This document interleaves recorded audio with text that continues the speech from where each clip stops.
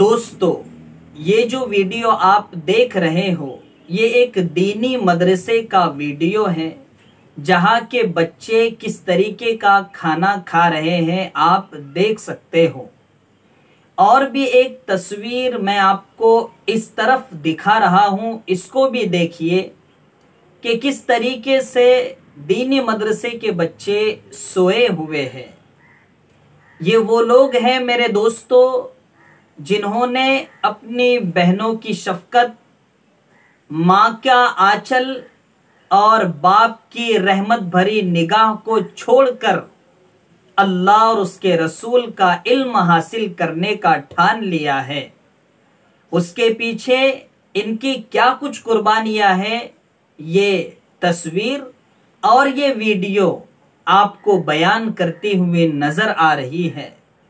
वाकईतन दोस्तों, ये वो लोग हैं जो कल को जाकर किसी मस्जिद के इमाम होंगे, किसी मदरसे के मुदर्रिस होंगे या और किसी अंदाज में दीनी खिदमत अंजाम दे रहे होंगे, उम्मत की रहबरी कर रहे होंगे। लेकिन ये तस्वीर मैं क्यों दिखा रहा हूँ, ये वीडियो मैं क्यों दिखा रहा हूँ मेरे दोस्तों?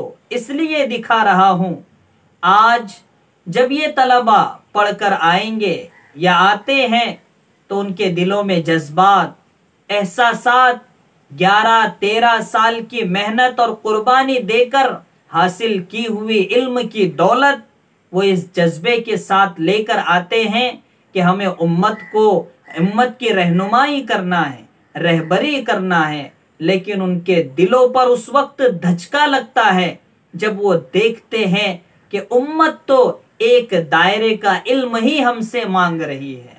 उम्मत तो विरासत पर बात करना, रिश्वत पर बात करना, सूद पर बात करना, उम्मत तो इससे भी रोक रही है।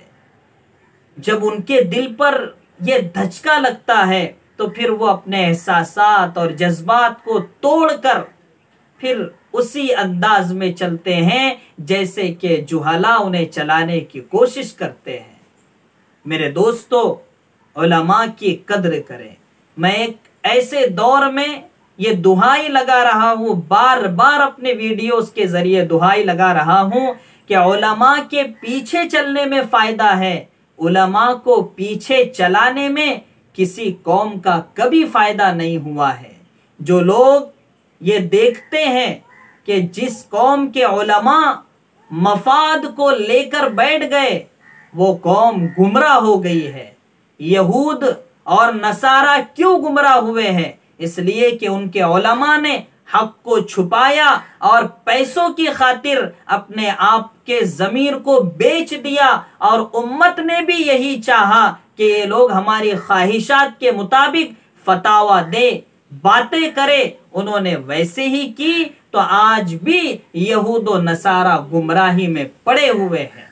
और भी आप फिरक़े बातिला को देख लो कि जिनके उलमा ने अपने ज़मीर को बेचा तो फिर उस कौम की जिल्लत और गुमराही में कोई कसर नहीं रही।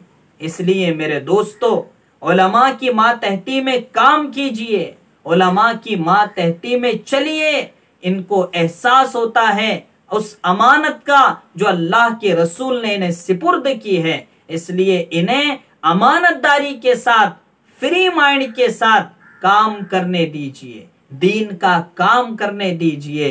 खुदा न खास्ता अगर इसी तरह हम इमामों को, इसी तरह हम दूसरे उलमा को मुख्तलिफ तरीकों से परेशान करते रहें तो खुदा न करे कि हमें इमाम नहीं बल्कि आगे चलकर गुलाम मिलेंगे जो कि हमें गुमराही और जिल्लत की तरफ ले जाएंगे।